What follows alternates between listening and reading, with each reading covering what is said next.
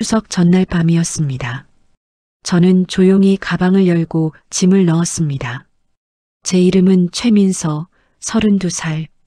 임신 6달 된 몸으로 4번째 명절을 준비하고 있었어요. 배를 감싸쥔 손끝이 자꾸 떨렸습니다. 가기 싫다는 마음이 목까지 차올랐지만 그래도 가야지. 저는 스스로를 달래며 짐을 계속 쌌습니다. 여보, 내일 몇 시에 출발해? 제가 조심스레 물었을 때 남편은 TV에서 눈을 떼지도 않은 채 말했습니다. 아침 8시. 엄마가 일찍 오래. 그 말이 이상하게 마음에 걸렸습니다. 오늘따라 불길했어요.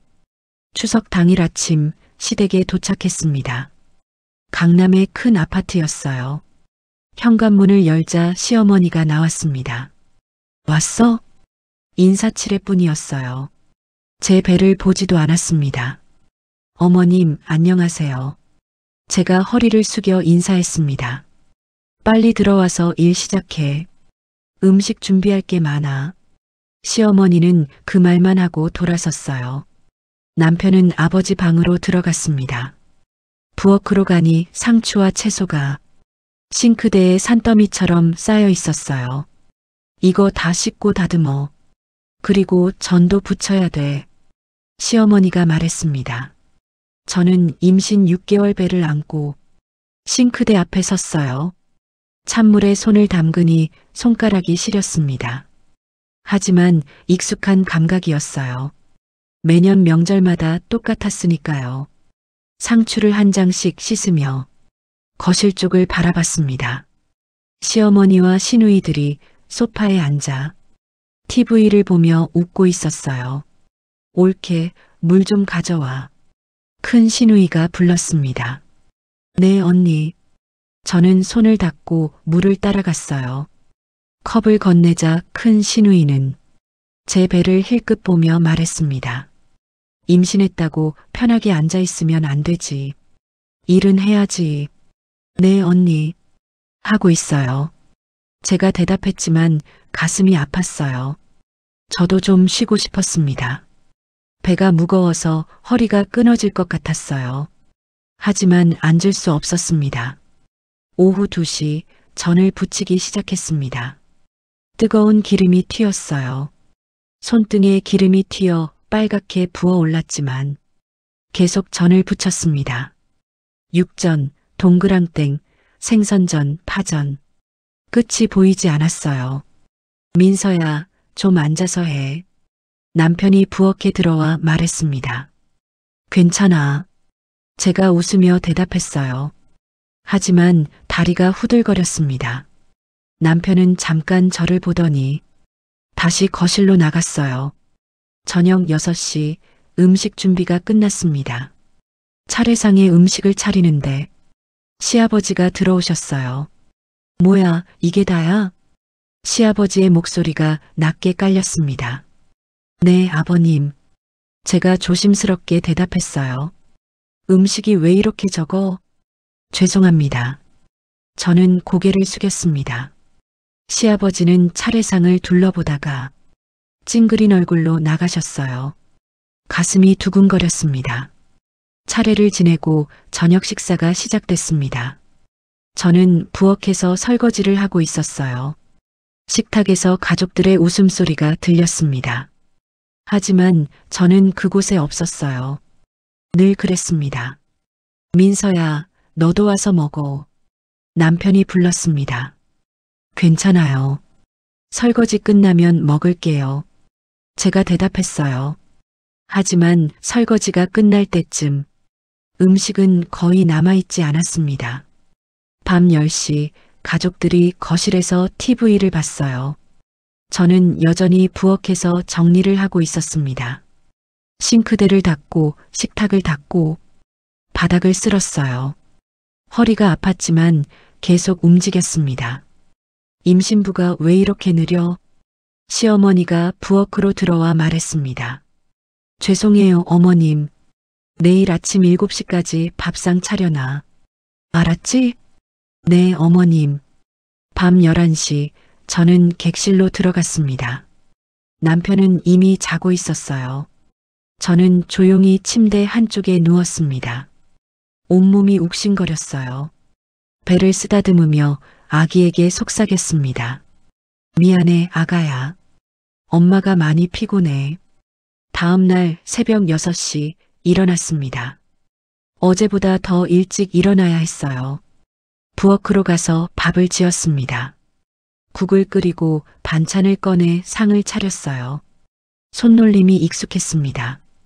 7시 정각 시아버지가 식탁에 앉으셨어요. 시아버지가 된장찌개를 떠서 드셨습니다. 그리고 갑자기 숟가락을 내려놓으셨어요. 이게 뭐야? 예. 저는 깜짝 놀라 대답했습니다. 된장찌개가 왜 이렇게 짜? 시아버지가 얼굴을 찡그렸어요. 죄송합니다. 이걸 어떻게 먹으라고? 시아버지가 상을 확 밀었습니다. 그릇들이 쏟아져 내렸어요. 저는 무릎을 꿇고 바닥을 닦기 시작했습니다. 손이 떨렸어요. 된장찌개가 옷에 묻었지만 계속 닦았습니다. 죄송합니다. 제가 다시 끓일게요. 제 목소리는 떨리고 있었어요. 내 주제를 알아라. 시아버지의 목소리가 차갑게 깔렸습니다. 친정도 변변찮은 게 시집와서 이 모양이야? 가슴이 무너지는 것 같았어요. 하지만 아무 말도 할 수 없었습니다. 여보, 너무 하시는 거 아니에요? 남편이 식탁에 나왔습니다. 뭐, 내가 지금 나한테 대드는 거야? 시아버지의 목소리가 커졌어요. 남편은 입을 다물고 저를 내려다봤습니다. 하지만 아무것도 하지 않았어요. 저는 바닥을 다 닦고 일어섰습니다. 어지러웠어요. 배가 뭉쳐오는 것 같았습니다. 어머님, 저 화장실 좀.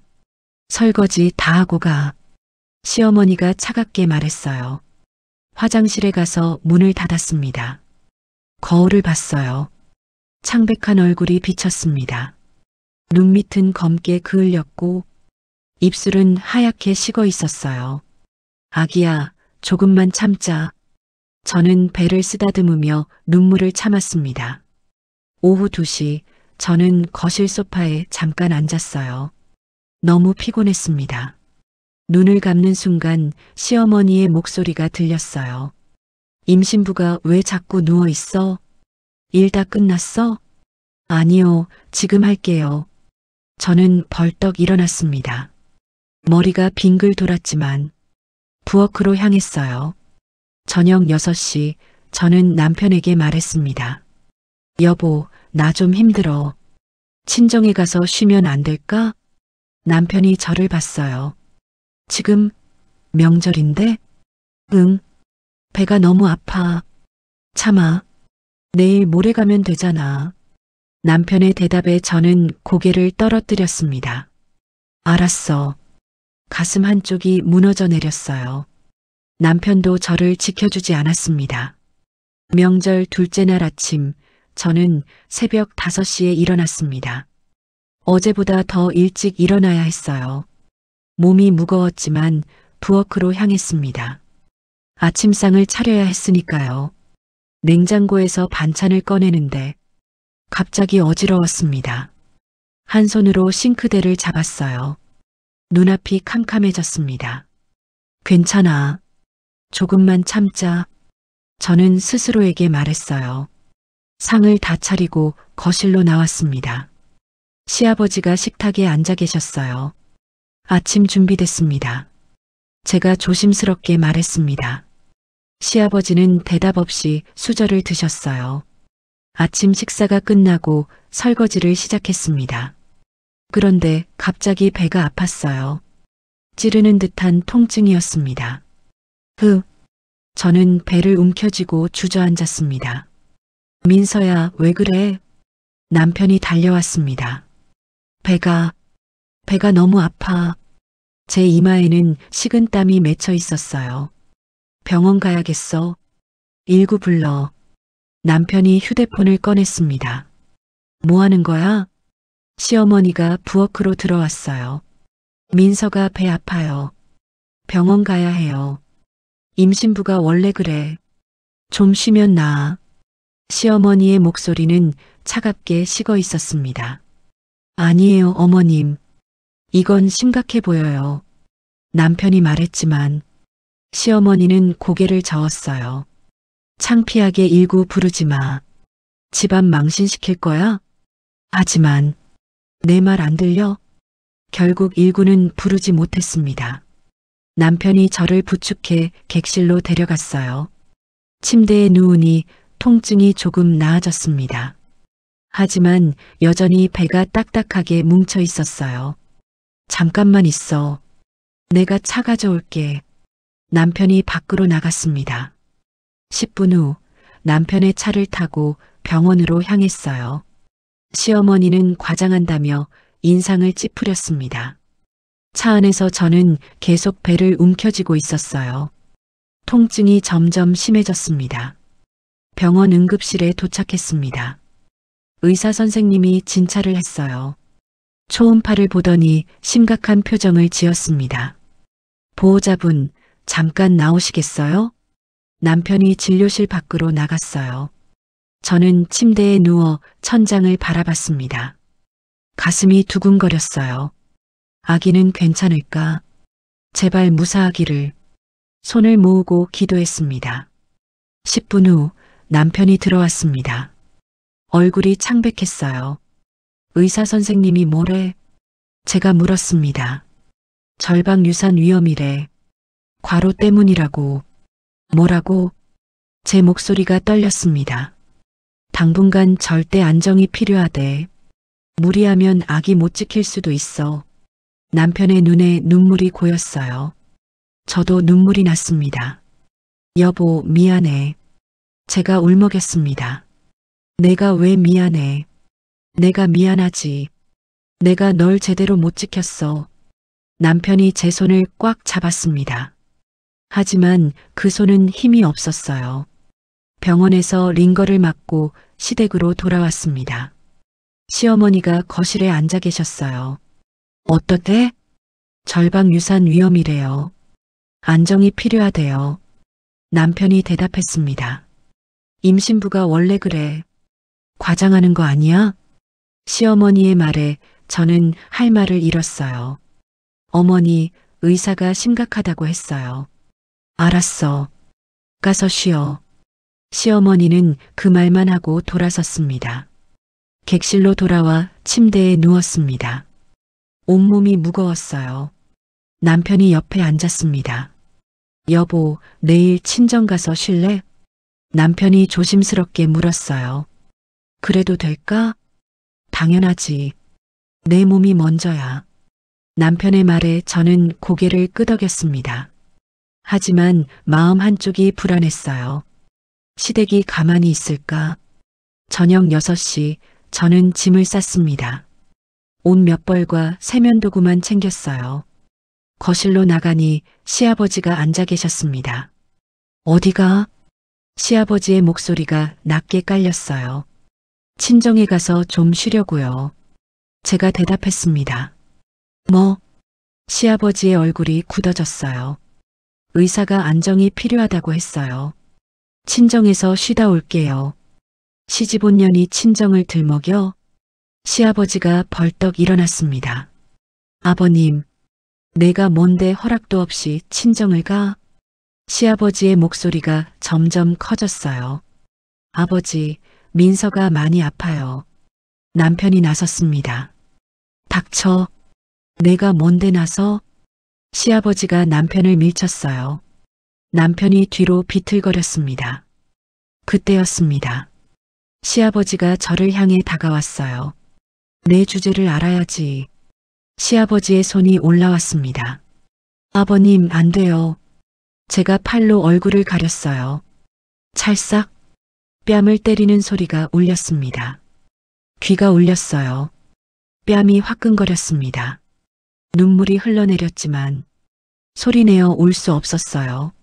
아버지, 왜 이러세요? 남편이 소리쳤습니다. 하지만 시아버지를 막지는 못했어요. 내년이 이 집안 질서를 흐트려. 당장 짐 풀고 부엌 가서 저녁 준비해. 아버님, 저 정말 아파요. 제가 울먹이며 말했습니다. 아프면 약 먹으면 되지. 왜 친정을 가려고 해? 시아버지의 눈빛이 차가웠어요. 어머님, 저는 시어머니를 봤습니다. 도와달라는 눈빛이었어요. 하지만 시어머니는 고개를 돌렸습니다. 내 아버님 말씀 들어. 그 순간 모든 게 무너졌습니다. 이 집에서 저는 아무것도 아니었어요. 임신 6개월인 며느리도 곧 태어날 아기의 엄마도 그 누구도 아니었습니다. 그냥 일하는 기계였어요. 짐 싸서 나가. 시어머니가 차갑게 말했습니다. 예. 저는 귀를 의심했어요. 친정 가고 싶다며? 가. 근데 다시는 오지 마. 어머니, 그게 무슨 말씀이세요? 남편이 놀라서 물었습니다. 저런 년 필요 없어. 새로 며느리 들릴 거야. 시어머니의 목소리는 단호했어요. 저는 그 자리에 서서 움직일 수 없었습니다. 가슴이 터질 것 같았어요. 뱃속 아기가 움직였습니다. 제 손이 자연스럽게 배를 감쌌어요. 알겠습니다. 제가 조용히 말했습니다. 나갈게요. 더 이상 이 집에 있을 수 없었어요. 여기 있다가는 아기를 잃을 것 같았습니다. 짐을 들고 현관으로 향했습니다. 남편이 따라왔어요. 여보, 미안해. 내가. 괜찮아. 나 혼자 갈 수 있어. 저는 남편의 손을 뿌리쳤습니다. 현관문을 열고 나섰습니다. 차가운 가을 공기가 얼굴을 스쳤어요. 뒤도 돌아보지 않았습니다. 엘리베이터를 타고 1층으로 내려갔어요. 아파트 밖으로 나와 택시를 불렀습니다. 택시에 올라타며 마지막으로 아파트를 봤습니다. 저를 내쫓은 집이었어요. 4년을 살았던 곳이었습니다. 하지만 한 번도 제 집이었던 적은 없었어요. 어디로 가시겠습니까? 택시 기사님이 물었습니다. 서초동이요. 제 아파트 주소를 말했어요. 결혼 전에 살던 곳이었습니다. 차가 출발했습니다. 창밖을 보며 눈물을 흘렸어요. 배를 쓰다듬으며 속삭였습니다. 아가야, 미안해. 엄마가 지켜줄게. 아기가 대답하듯 발로 차는 게 느껴졌어요. 택시가 서초동 아파트 앞에 멈췄습니다. 저는 요금을 내고 내렸어요. 손에 든 짐은 가벼웠지만 마음은 무거웠습니다. 엘리베이터를 타고 12층으로 올라갔어요. 현관 비밀번호를 눌렀습니다. 삑삑. 문이 열렸어요. 결혼 전에 살던 이 집은 2년 동안 비어 있었습니다. 남편이 월세로 놔둔 적이 있었는데 작년에 세입자가 나가고 빈 채로 있었어요. 불을 켰습니다. 먼지가 쌓여 있었어요. 하지만 제 집이었습니다. 적어도 여기서는 아무도 저를 때리지 않았어요. 짐을 내려놓고 소파에 앉았습니다. 배를 쓰다듬었어요. 아기가 움직였습니다. 아가야, 우리 이제 여기서 살자. 제 목소리는 떨리고 있었어요. 눈물이 났지만 참지 않았습니다. 이제 울어도 됐으니까요. 휴대폰이 울렸습니다. 남편이었어요. 받지 않았습니다. 다시 울렸지만 여전히 받지 않았어요. 문자가 왔습니다. 여보, 미안해.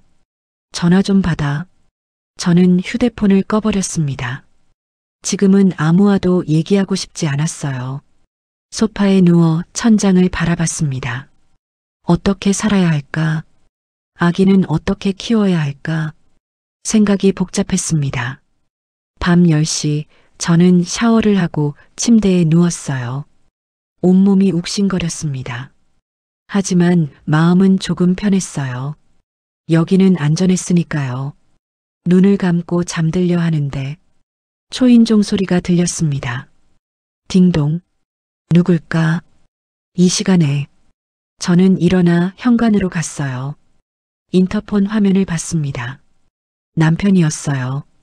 문을 열지 않았습니다. 남편이 다시 초인종을 눌렀어요. 딩동, 딩동. 여보, 나야. 문 좀 열어줘. 남편의 목소리가 들렸습니다. 저는 대답하지 않았어요. 여보, 제발. 내가 잘못했어. 문 좀 열어줘. 남편이 계속 초인종을 눌렀습니다. 하지만 저는 문을 열지 않았어요. 한참 후 소리가 멈췄습니다. 남편이 돌아간 것 같았어요. 다음 날 아침 7시 저는 눈을 떴습니다. 배가 고팠어요. 냉장고를 열었지만 아무것도 없었습니다. 2년 동안 비어 있었으니까요. 편의점에 가야겠다고 생각했어요. 옷을 입고 밖으로 나갔습니다. 엘리베이터를 타고 1층으로 내려가는데 문이 열렸어요. 누군가 타려고 하는 것 같았습니다. 고개를 들었는데 깜짝 놀랐어요. 시아버지였습니다. 너 여기 있었구나. 시아버지의 목소리가 낮게 깔렸어요. 어떡해. 저는 뒤로 물러섰습니다. 정훈이한테 들었어. 내가 여기 있다고. 시아버지가 엘리베이터에 올라탔어요. 문이 닫혔습니다. 좁은 공간에 저와 시아버지뿐이었어요. 집에 가자. 싫어요. 제가 고개를 저었습니다. 뭐? 시아버지의 얼굴이 굳어졌어요. 저 돌아가기 싫어요. 내가 지금 나한테 대드는 거야? 시아버지가 한 걸음 다가왔습니다. 저는 엘리베이터 벽에 등을 붙였어요. 저 정말 힘들었어요. 더 이상 못 참겠어요. 내 주제를 알아야지. 시아버지의 손이 올라왔어요. 저는 팔로 얼굴을 가렸습니다. 그 순간 엘리베이터가 1층에 도착했어요. 딩! 문이 열렸습니다. 저는 재빨리 밖으로 뛰쳐나갔어요. 시아버지가 뒤따라왔습니다. 시아버지의 목소리가 뒤에서 들렸어요. 하지만 저는 멈추지 않았습니다. 아파트 입구로 달려가는데 갑자기 누군가 제 팔을 잡았어요.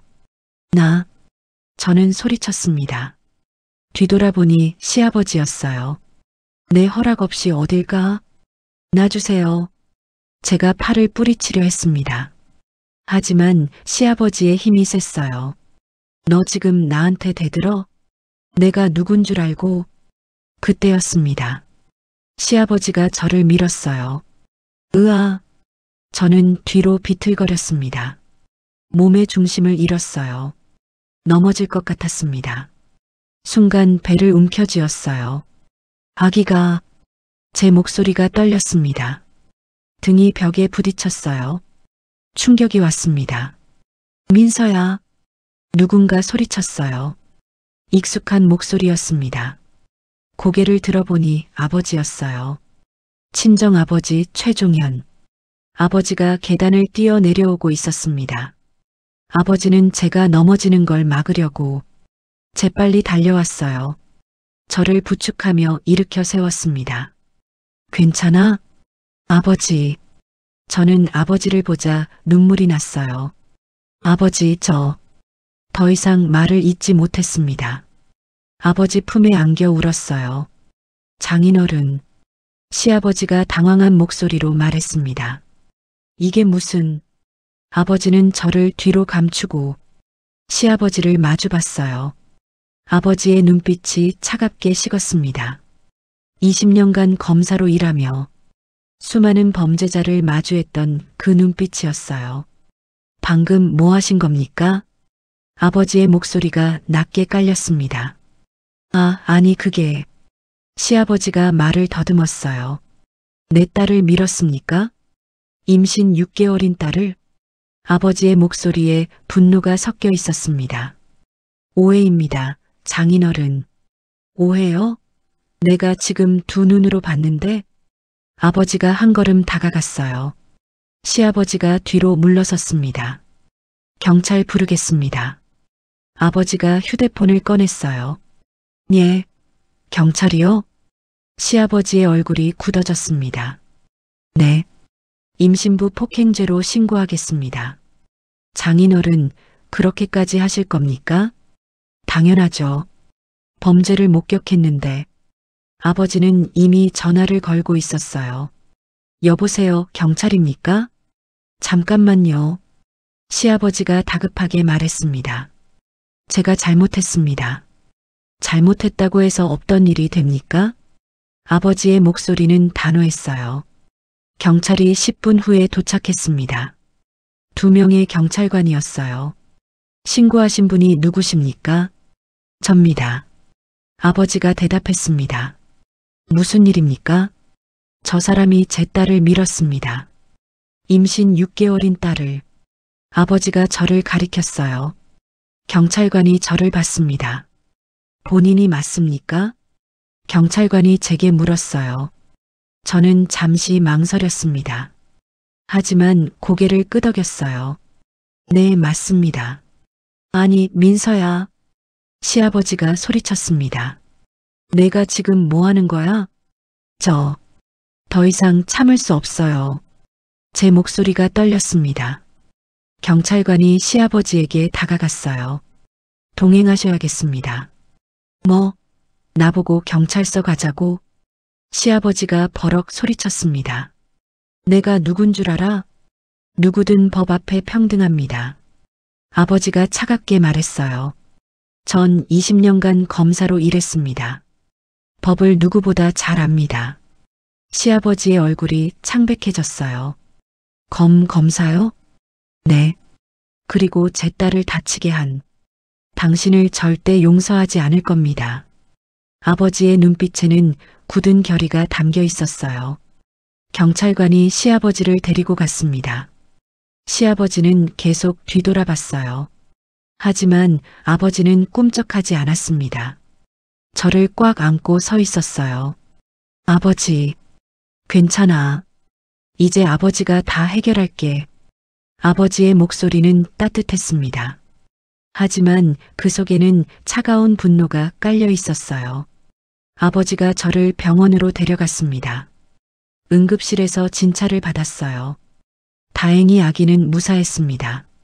하지만 의사 선생님은 더 이상의 충격은 위험하다고 했어요. 병원을 나와 아버지 차에 탔습니다.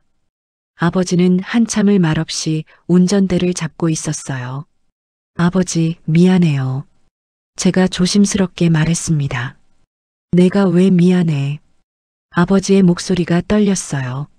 아버지가 미안하지. 내가 널 제대로 지키지 못했어. 아버지의 눈에서 눈물이 흘러내렸습니다. 아버지, 민서야, 이제 걱정하지 마. 아버지가 다 해결할게. 저 인간들 그냥 두지 않을 거야. 아버지의 목소리에는 단단한 결의가 담겨 있었어요. 그날 밤 아버지는 옛 동료들에게 전화를 걸었습니다. 저는 옆방에서 아버지의 목소리를 들었어요. 재민아, 나 좀 도와줄 수 있겠나? 사람 하나 조사 좀 부탁해. 강대성이라고 건설업하는 사람이야. 아버지는 밤새 전화를 했습니다. 국세청, 검찰, 금융감독원. 20년간 쌓아온 인맥을 총동원했어요. 저는 아버지의 뒷모습을 바라봤습니다. 든든했어요. 이제 더 이상 혼자가 아니었습니다. 아버지가 저를 지켜줄 거예요. 그리고 시댁은 곧 알게 될 것입니다. 잘못된 사람을 건드렸다는 걸. 사흘이 지났습니다. 저는 친정집에서 지내고 있었어요. 아버지는 매일 아침 일찍 나가 저녁 늦게 돌아왔습니다. 무언가를 조사하고 있다는 걸 알 수 있었어요. 아버지, 뭐 하시는 거예요? 제가 물었습니다. 걱정하지 마. 아버지가 다 알아서 할게. 아버지는 그 말만 하고 서재로 들어갔어요. 나흘째 되는 날 아버지의 옛 동료가 찾아왔습니다. 국세청에서 일하는 김재민 씨였어요. 형님, 자료 가져왔습니다. 재민 씨가 두꺼운 파일을 건넸어요. 아버지는 파일을 펼쳐봤습니다. 한 장 한 장 넘기는 아버지의 표정이 점점 굳어졌어요. 이 정도일 줄은. 아버지가 중얼거렸습니다. 강대성 회사 장부를 분석했습니다. 비자금이 50억 정도 됩니다. 재민 씨가 설명했어요. 탈세 규모는 30억, 불법 하도급 대금 착복이 20억입니다. 아버지가 고개를 끄덕였습니다. 증거는 확실한가? 네, 형님.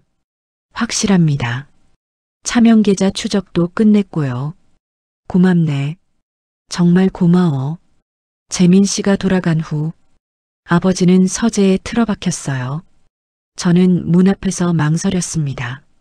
노크를 해야 할까 말아야 할까? 결국 노크를 했어요. 톡톡. 들어와. 아버지의 목소리가 들렸습니다. 서재로 들어가니 아버지가 책상 앞에 앉아 있었어요. 책상 위에는 서류가 가득했습니다. 아버지, 이게 다 뭐예요? 제가 물었습니다. 시아버지 회사 자료야. 회사 자료요? 저는 놀라서 물었어요. 앉아라. 아버지가 옆 의자를 가리켰습니다. 저는 조심스럽게 앉았어요. 아버지는 서류 한 장을 들어 보였습니다. 내 시아버지는 깨끗한 사람이 아니야. 무슨 뜻이에요? 비자금 조성, 탈세, 불법 착복, 범죄의 백화점이지. 아버지의 목소리가 차갑게 식었어요. 20년간 검사로 일하면서 수많은 범죄자를 봤지만 이 정도는 정말 심각해. 저는 할 말을 잃었습니다. 시아버지가 그런 사람이었다니. 아버지, 그럼 검찰에 넘길 거야. 아버지의 눈빛이 단호했어요. 하지만 그러면 남편도. 민서야. 아버지가 제 손을 잡았습니다. 너 남편한테서 연락 왔어? 아니요. 그 사람은 널 지키지 않았어. 내가 맞을 때도, 내가 쫓겨날 때도 그 사람은 아무것도 하지 않았지. 아버지의 말에 가슴이 아팠어요. 사실이었으니까요. 아버지가 너와 손주를 지킬게. 그러니까 걱정하지 마. 아버지의 손이 따뜻했습니다. 저는 고개를 끄덕였어요. 눈물이 났지만 참았습니다. 이틀 후 아버지는 검찰청 친구를 만났습니다. 서울중앙지검에서 일하는 이태석 검사였어요. 저도 함께 갔습니다. 검사실에서 태석 검사가 자료를 검토했어요. 형님, 이 정도면 충분합니다. 태석 검사가 고개를 끄덕였어요. 압수수색 영장 청구하겠습니다. 고맙네. 아버지가 악수를 청했습니다. 형님, 따님 많이 힘드셨겠습니다. 태석 검사가 저를 보며 말했어요. 네, 힘들었어요. 제가 작게 대답했습니다. 이제 괜찮을 겁니다. 법이 지켜드릴게요. 일주일 후 그날이 왔습니다. 아침 6시 아버지의 전화가 울렸어요. 네, 알겠습니다. 아버지가 전화를 끊고 저를 봤습니다. 시작됐다. 뭐가요? 압수수색. 아버지의 목소리는 담담했지만 눈빛에는 확신이 담겨 있었어요. 그 시각 검찰은 강대성 회사를 급습했습니다. 20명의 수사관이 투입됐어요. 회사 서류, 컴퓨터, 장부, 모든 증거물을 압수했습니다. 저는 뉴스를 통해 그 장면을 봤어요. 강남의 유명 건설업체, 검찰 압수수색 받아, 비자금 조성 혐의, 앵커의 목소리가 또렷했습니다. 화면에 시아버지의 회사가 나왔어요. 검찰 수사관들이 박스를 들고 나오는 장면. 시아버지가 당황한 표정으로 취재진을 피하는 모습. 모든 게 무너지고 있었습니다. 휴대폰이 울렸습니다. 남편이었어요.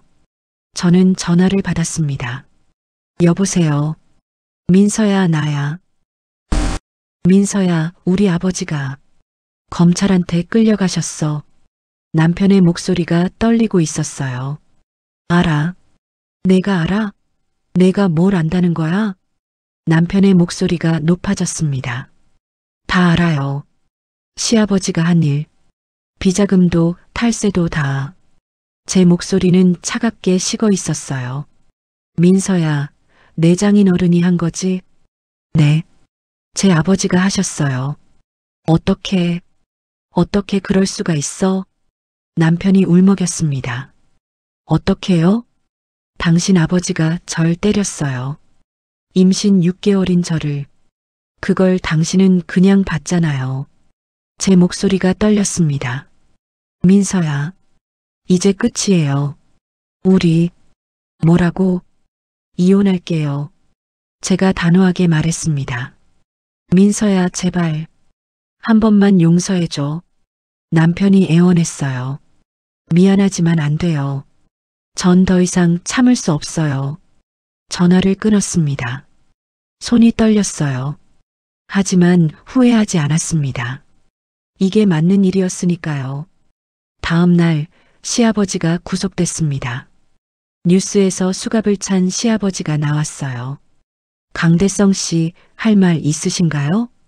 기자가 물었습니다. 시아버지는 고개를 숙인 채 아무 말도 하지 않았어요. 시댁집으로 압수수색이 들어갔습니다. 회사 재산은 전부 동결됐어요. 비자금으로 산 아파트, 차명으로 돌려놓은 예금, 모든 게 몰수됐습니다. 아버지는 서재에서 나와 저를 안아줬어요. 다 끝났다. 네, 아버지. 이제 내 인생 살아라. 아버지의 목소리가 따뜻했습니다. 그날 저녁 아버지는 서랍에서 무언가를 꺼냈어요. 낡은 검사 배지였습니다. 20년간 차고 다녔던 것이에요. 이거 줄게. 아버지 배지요? 그래. 정의는 반드시 승리한다는 걸 잊지 마라. 아버지가 제 손에 배지를 쥐어줬습니다. 배지는 낡았지만 무거웠어요. 아버지, 감사해요. 고맙긴. 내가 제 딸 지킨 건데. 아버지가 웃었습니다. 하지만 눈에는 눈물이 고여 있었어요. 이틀 후 저는 이혼 소송을 제기했습니다. 언니 최연주가 변호사로 나섰어요. 동생아, 내가 다 해줄게. 언니가 제 손을 꽉 잡았습니다. 고마워, 언니. 시댁에서는 합의를 요청했어요. 하지만 저는 거절했습니다. 소송으로 가기로 했어요. 정당하게 제 몫을 받아내려고요. 한 달 후 재판이 시작됐습니다. 법정에서 남편을 봤어요. 남편은 초췌해 보였습니다. 하지만 제 마음은 흔들리지 않았어요. 양육권, 재산 분할, 위자료 모두 제가 이겼습니다. 판사는 남편이 아내를 보호하지 않은 책임을 인정했어요. 법정을 나서며 뒤돌아봤습니다. 남편이 고개를 숙이고 앉아 있었어요. 아버지가 법정 밖에서 기다리고 있었습니다. 다 끝났어? 네, 아버지. 제가 이겼어요. 잘했어. 우리 딸. 아버지가 저를 꽉 안아줬습니다. 그날 밤 저는 배를 쓰다듬었어요. 아가야, 이제 우리 새로 시작하는 거야. 엄마랑 할아버지랑 이모랑. 우리 행복하게 살자. 아기가 발로 차는 게 느껴졌습니다. 창밖으로 달빛이 들어왔어요. 방 안에 놓인 검사 배지가 은은하게 빛났습니다. 정의는 이겼어요. 그리고 저도 이겼습니다. 석 달이 지났습니다. 이제 임신 9개월이 됐어요. 출산 예정일이 일주일 남았습니다. 저는 친정집에서 지내고 있었어요. 아버지와 언니가 저를 보살펴줬습니다. 민서야, 오늘 병원 가는 날이지? 아버지가 물었습니다. 네, 아버지. 오후 2시 예약이에요. 내가 데려다 줄게. 감사해요. 병원에서 마지막 검진을 받았어요. 의사 선생님이 웃으며 말했습니다. 건강한 여자아기예요. 곧 만날 수 있을 거예요. 감사합니다, 선생님. 진료실을 나서는데 갑자기 배가 뭉쳤습니다. 저는 배를 움켜쥐었어요. 민서야, 괜찮아? 아버지가 다급하게 물었습니다. 진통 같아요, 아버지. 벌써? 예정일이 아직 남았는데. 아기가 빨리 나오고 싶은가 봐요. 저는 웃으며 말했지만 사실 좀 무서웠어요. 간호사를 불렀습니다. 진통이 시작된 것 같아요. 지금 확인해 볼게요. 간호사가 진찰을 했어요. 맞습니다.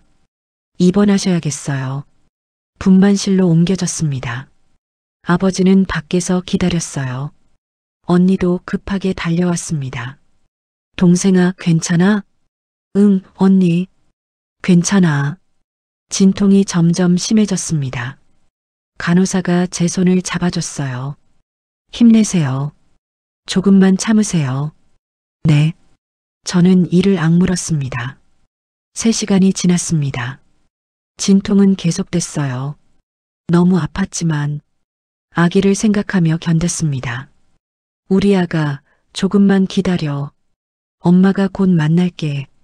오후 6시 드디어 아기가 나왔습니다. 으앙. 아기의 첫 울음소리. 세상에서 가장 아름다운 소리였어요. 축하드립니다. 건강한 여자아이예요. 의사 선생님이 웃으며 말했습니다. 간호사가 아기를 제게 안겨줬어요. 작고 따뜻한 생명이었습니다. 안녕, 아가야.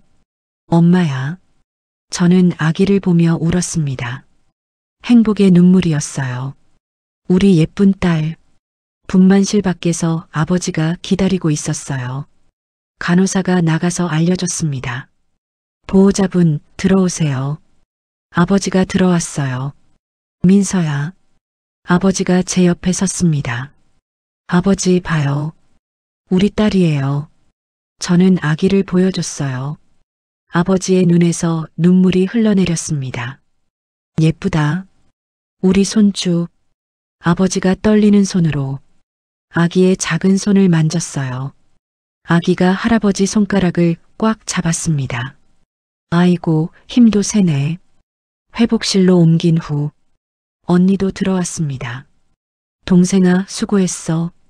고마워, 언니. 우리 조카 정말 예쁘다. 언니가 아기를 안아봤어요. 이름 지었어? 언니가 물었습니다. 응. 최서윤이야. 최서윤? 좋은 이름이다. 서쪽 서의 윤택할 윤. 햇살처럼 따뜻하게 살라고. 사흘 후 퇴원했습니다. 친정집으로 돌아왔어요. 아버지가 아기 방을 미리 준비해뒀습니다. 아버지, 이거 언제 하셨어요? 너 입원했을 때 언니랑 같이 했지. 아기 침대, 수유 의자, 옷장. 모든 게 깨끗하게 정돈돼 있었어요. 감사해요, 아버지. 당연한 거지. 우리 손주 방인데. 그날 밤 저는 아기를 재우고 거실로 나왔습니다. 아버지가 소파에 앉아 계셨어요. 민서야, 앉아라. 아버지 옆에 앉았습니다. 고생 많았다. 아니에요, 아버지. 이제 새로 시작이다. 아버지가 제 손을 잡았어요. 아버지, 정말 감사해요. 아버지가 아니었으면 전 어떻게 됐을지. 제 목소리가 떨렸습니다. 아버지 역할을 한 거지. 너와 손주를 지키는 게 아버지가 할 일이잖아. 그래도 정말 감사해요. 민서야, 이제 너 하고 싶은 거 해. 하고 싶은 거요? 응. 서윤이 키우면서도 내 꿈 찾아봐. 아버지의 목소리가 따뜻했어요. 전 아직 모르겠어요. 뭘 해야 할지. 천천히 생각해. 시간 있잖아. 네, 아버지. 한 달이 지났습니다. 서윤이는 쑥쑥 자라고 있었어요. 아버지는 손주 바보가 됐습니다. 매일 서윤이를 안고 집안을 돌아다녔어요. 우리 서윤이 할아버지 닮아서 정의로운 사람 될 거야. 아버지가 아기에게 속삭였습니다. 서윤이는 할아버지를 보며 웃었어요. 언니도 자주 찾아왔습니다. 동생아, 요즘 뭐 해? 아기 키우지 뭐. 그것뿐이야? 응. 그것만으로도 바빠. 동생아, 나랑 같이 일할래? 언니가 갑자기 물었어요. 일? 무슨 일? 법률 상담. 가정폭력 피해자들. 도와주는 거. 나처럼 당한 사람들. 응. 내 경험이 큰 도움이 될 거야. 언니의 눈빛이 진지했어요. 생각해 볼게. 일주일 후 저는 결정했습니다. 언니와 함께 일하기로요. 언니 할게. 정말 고마워, 동생아. 아니에요. 저도 도움받고 싶어요. 다른 사람들을 돕고 싶어요. 2달 후 저는 일을 시작했습니다. 가정폭력 피해자들을 상담했어요. 제 이야기를 들려주며 용기를 북돋아줬습니다. 저도 여러분처럼 힘들었어요. 하지만 이겨냈어요. 상담을 받은 여성들이 울었습니다. 선생님 덕분에 용기가 났어요. 저도 할 수 있을 것 같아요. 그들의 말에 제 가슴도 뜨거워졌어요. 어느 저녁 아버지와 차를 마셨습니다. 민서야, 요즘 행복해 보인다. 네, 아버지. 행복해요. 다행이다. 아버지, 이거 보여드릴 게 있어요. 저는 액자를 꺼냈습니다. 아버지의 검사 배지를 넣은 액자였어요.